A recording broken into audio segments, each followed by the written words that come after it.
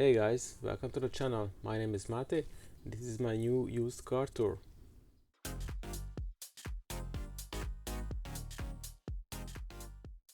Since the M3 was sold, I was looking around what to buy, what could I upgrade to, because while the M3 is a really nice car, it's not a daily driver.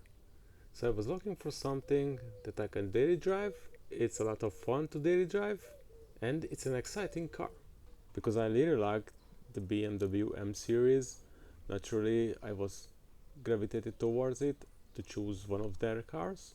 However, most of their cars are out of my price range.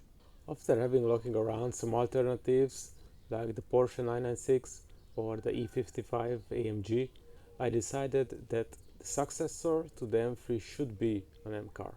In this low price range there is three options: E46 M3, the E39 M5 and the E60 M5. So let's check which one I have chosen. Those of you who guessed E39 M5, you guessed it right. So this is a pre-facelift version. I flew in to Warsaw early in the morning, like 6 a.m. I was at the airport already and we drove back home. It was around 10 hours and the car performed beautifully. I get to know it a little bit and it's really an awesome car to drive. It was comfortable, fast, everything you want a daily driver to be. The car equipment is pretty good, I would say. It has the folding down rear seat to transporting whatever. It has this sunshade and at the back it functions, so that's always good. It has the double glazing. It did not have the aluminum trim, this was retrofitted. One of the rare things I have seen, it does not have an ashtray there. It has a BMW telephone made by Motorola, and it does not have a tape holder, which is awesome because no one uses tape anymore. Out of those rare options I've seen, it does not have the cooling seats.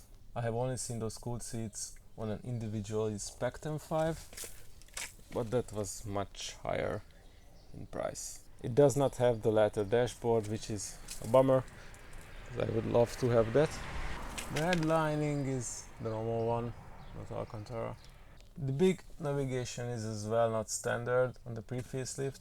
It was retrofitted into this car, which is a nice thing, but it's not really useful anymore, unfortunately, because the newest map is 2015, which you can get for these. On the back side we have some dollar exhaust, which is a Swiss tuner. In the trunk there is the usual things. We have a navigation DVD. I do not know if it's MK3 or 4, I will have to check that. CD changer. We have a cute little pouch for 1 liter of oil. It's always nice. It looks pretty clean. Not much thing was hauled around in this trunk for sure. Coming to the front, it has the original pre-facelift headlights and the Euro front bumper naturally. From a bit far away, it looks really awesome. Of course, being one of the cheapest in Europe, it has its flaws, and we will go over them as well. The engine bay looks pretty normal, nothing out of ordinary, I would say. Everything is in place. The faults. While we are at the engine bay, let's talk about the faults here. The only thing I did so far to the car is I had the refrigeration system filled up, so now the air conditioning is working. We have an oil leak from the cap. I have cleaned it up a little bit, but it is leaking. We have a leaking washer fluid. All the fluid I pour in it, it comes out on the bottom, so something is not right there. We have a bit of a leak from the oil filter housing, and we had a bit of leak from the power fluid reservoir. The hood sensor is just held in with some zip ties. That's all basically, which I have detected so far. Granted, I only have the car for 2 days now. Being a high mileage car means that the front is full of stone chips and scratches and blemishes. Some scratch there. This is cracked. The wheels are in not the best shape. the shadow chrome or whatever finish is peeling off. If I lightly brake when going around 100 kilometers per hour, the steering wheel is starting to shake, which is really annoying. Coming around the side, there is some damages as expected from using the car. Back wheel is the same as the front. There is some light corrosion. The passenger door has this issue here. This rubber seal on the back window is cracked at the corner. The driver's side floor mat is missing a piece in the middle. The usual plastics have some wear, like this one, but this aluminum trim is fairly decent. You can see some spots.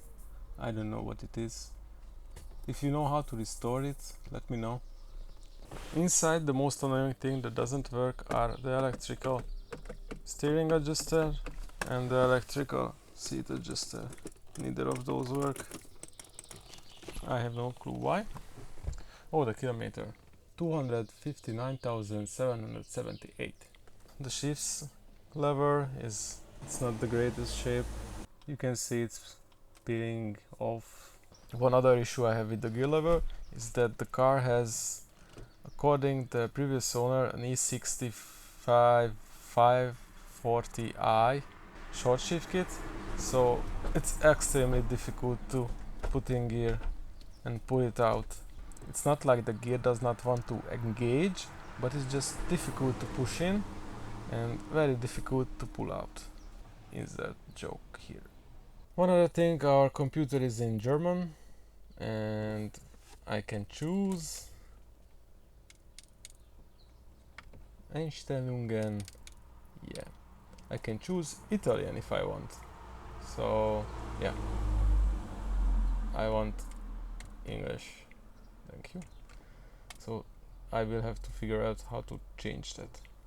The usual problem again is the rearview mirror. It's busted. So something either I have to buy or find someone who can repair this. The leather are in a pretty decent shape. However, it was treated with some bad chemicals, and you can see where my butt did not touch. You can see it's sort of shiny. Where my butt was during the trip home, my pants rubbed it off, but where it did not touch, you can see it's sort of badly shining. So the treatment is in order. The driver's side mirror does not fold up. The passenger side does, but the driver's side does not do anything. So this was a quick tour of my new car. I'm sure I have forgotten some failures that I will remember in like 5 minutes after I finished recording. If you know the solutions to any of the problems I have mentioned, feel free to leave a comment below. I hope you guys like the new car as well. And if you want to see more E39 M5 videos, then press subscribe followed by the notification bell so you won't miss any new videos. Thanks for watching.